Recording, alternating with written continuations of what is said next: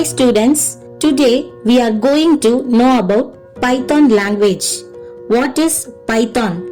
Python is a general purpose, dynamic, high level and programming language. It supports object-oriented programming approach to develop applications.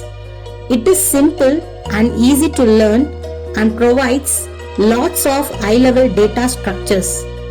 Python is easy to learn yet powerful and versatile scripting language which makes it attractive for application development.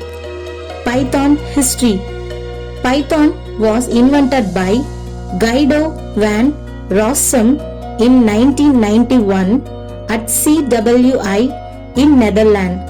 The idea of Python programming language has taken from the ABC programming language. Why learn Python? Python provides many useful features to the programmer.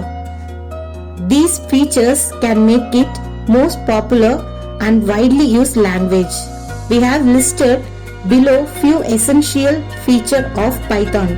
Easy to use and learn, expressive language, object-oriented language, open source language, graphical user interface programming support, dynamic memory allocation, wide range of libraries and frameworks. Where is Python used?